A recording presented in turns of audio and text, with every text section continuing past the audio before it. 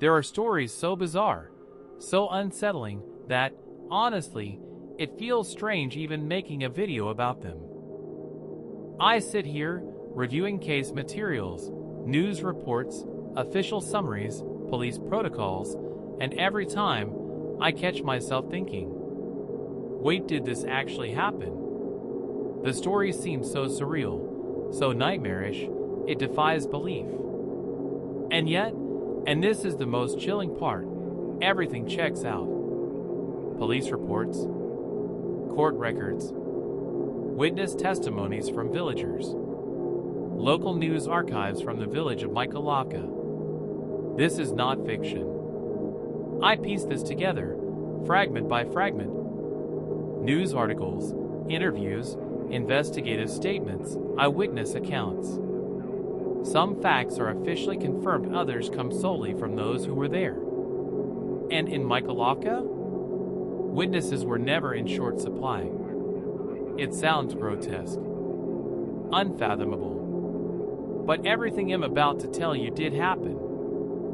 Chapter 1. The girl no one would suspect. At the center of this story is a 21-year-old woman named Yelena Povelyakina, a student, blue-eyed, outwardly calm, even, perhaps, sweet-looking. Look at her photo, and you'd never guess this quiet young woman was capable of 2 brutal murders. But to understand how this became possible, we must go back to the beginning, to the family where Yelena grew up.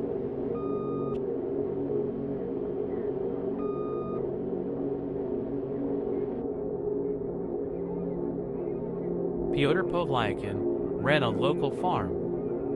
He was sharp-tempered, volatile, and feared throughout the village, known as the kind of man you did not argue with. He'd strike without hesitation, bark orders, threaten. Control was his language.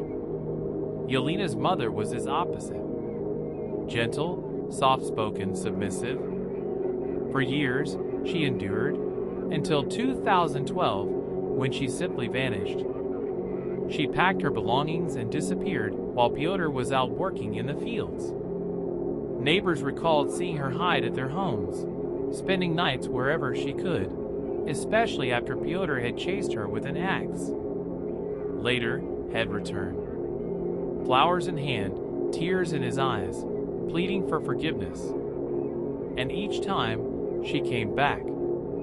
That final time followed the same pattern. A violent argument, then sudden silence. By morning, she was gone. No farewell. She changed her number, cut all contact, even with her children.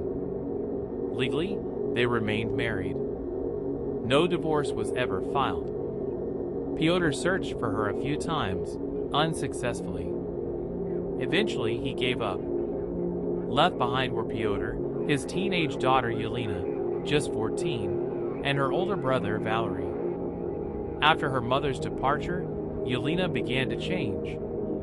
In school, she remained average, no major issues, but over time, a hardness took root. Bitterness, rage, violent outbursts. Her father raised her like a boy. Sports, boxing, volleyball, farm labor from childhood. Though short in stature, Yelena became strong, physically capable, even feared in fights.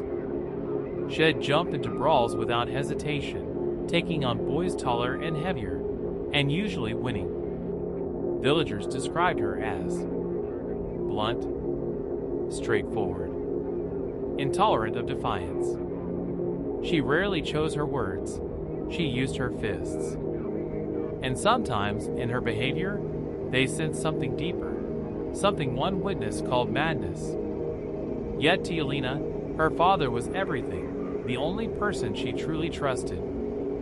After her mother left, Pyotr became parent, mentor, confidant, all in one. She idolized him, and she defended him fiercely.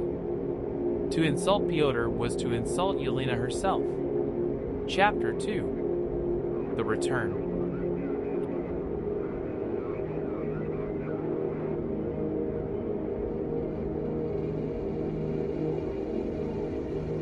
She enrolled in an agricultural college in Omsk, training to become a veterinary technician. She graduated in 2019, but she never stayed in the city.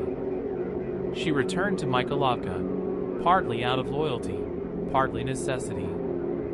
Her father's health was failing. Heart problems, weakening legs.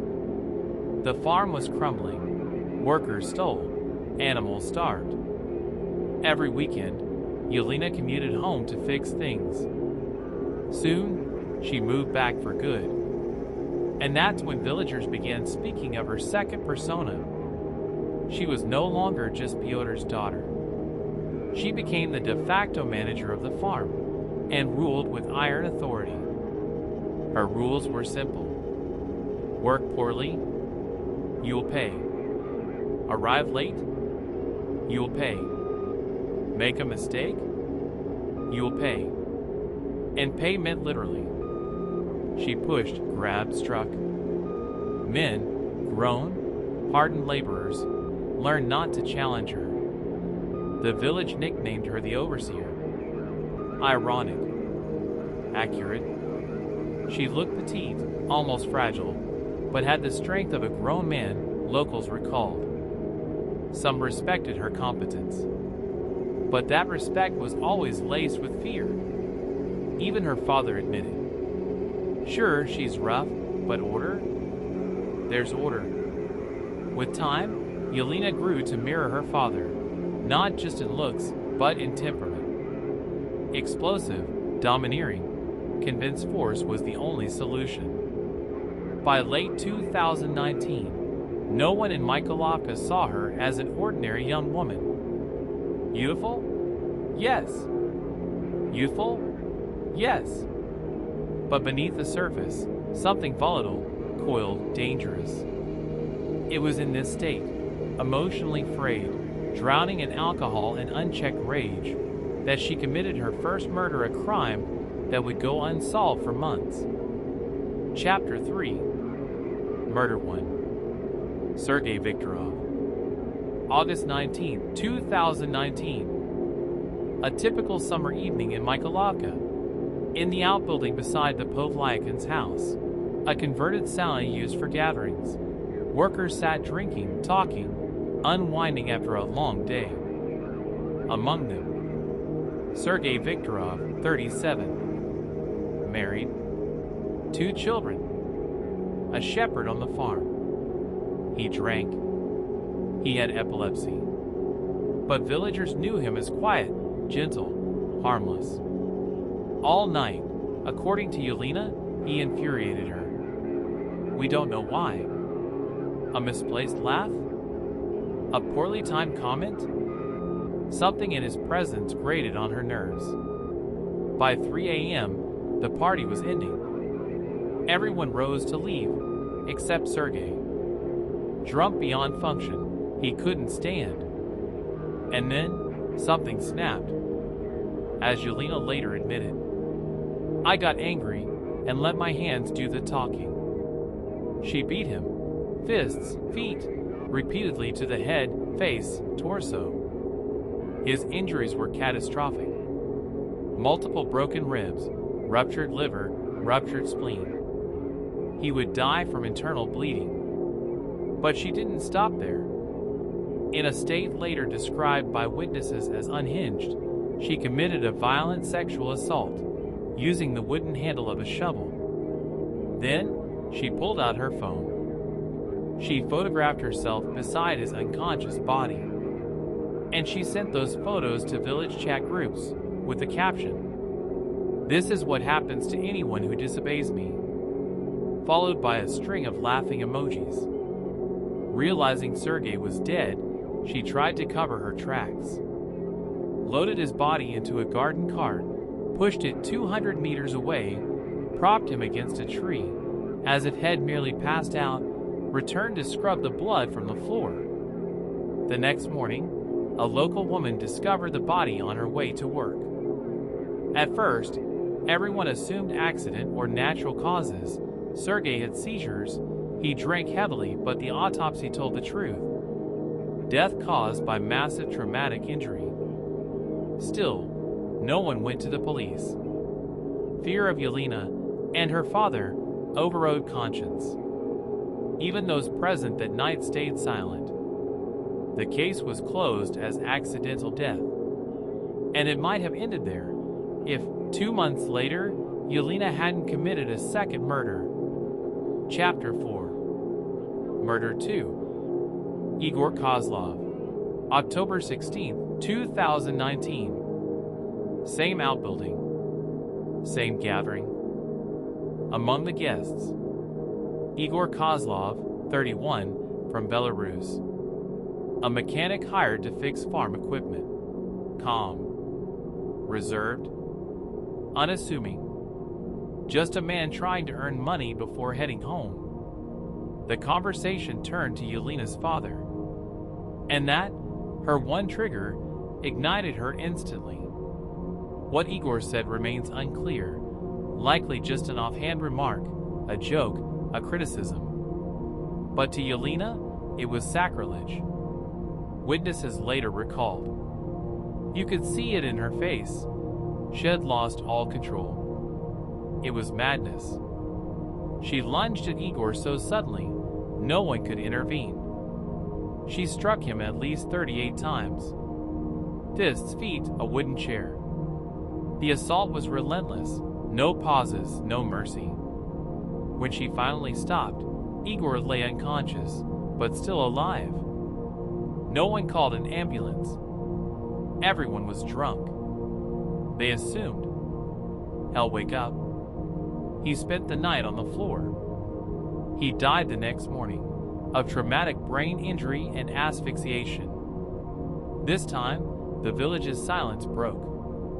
One death could be dismissed as misfortune, but a second, committed in front of a dozen witnesses? Now, staying quiet was no longer an option. Chapter 5. Investigation and Confession. After Igor's death, investigators connected the two cases. This time, interrogations were thorough. Pressure mounted. The atmosphere shifted, serious, urgent. One by one, villagers began to speak.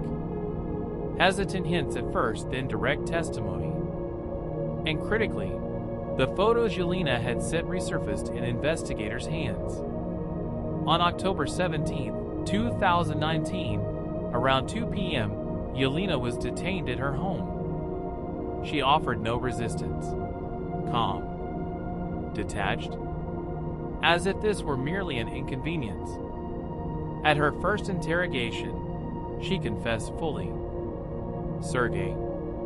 He annoyed me. I hit him. Used the shovel handle. Igor. He insulted my father. I lost control. Did what I thought necessary. But within 24 hours, everything changed. Her father, grasping the horror, 2 murder charges, sold tractors, machinery, anything he could to hire 2 lawyers. After their visit to the detention center, Yelena retracted her confession. I did nothing. It was self-defense. They pressured me. People are lying out of jealousy. Too late. Chapter 6. Trial and Sentence. The evidence was overwhelming. Yelena's DNA and blood on Igor's body, including blood under her fingernails, matching the outbuilding floor. Blood traces in the sauna, matching both victims. The garden cart, still parked by her house. The incriminating photos, sent by her own hand. Eyewitness testimony from those who finally found courage. Psychiatric evaluation confirmed. Fully sane. No mental illness. Alcohol intoxication, not grounds for diminished responsibility. The trial was held in closed session due to the disturbing nature of the crimes. An intriguing twist. Yelena initially demanded a jury trial, perhaps banking on her unassuming appearance to sway ordinary citizens. But she quickly withdrew the request, realizing jurors from the district knew her reputation all too well. In court, she remained eerily composed. No tears, no remorse. In her final statement, she said, "I sympathize with the victims' families, but I am not guilty." Charges. Part 4 Art. 111 Russian Criminal Code. Intentional infliction of grievous bodily harm resulting in death. 2 counts. Part 2 Art.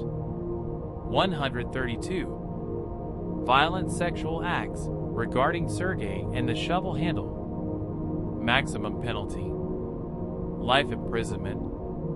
But factoring in her age, 21, clean record, and lack of premeditated intent to kill, the court imposed a reduced sentence. On August 7, 2020, the Sardatsky District Court sentenced Yelena Povelyakina to 13 years in a general regime penal colony. Her father appealed, funded by selling more assets, but the verdict stood.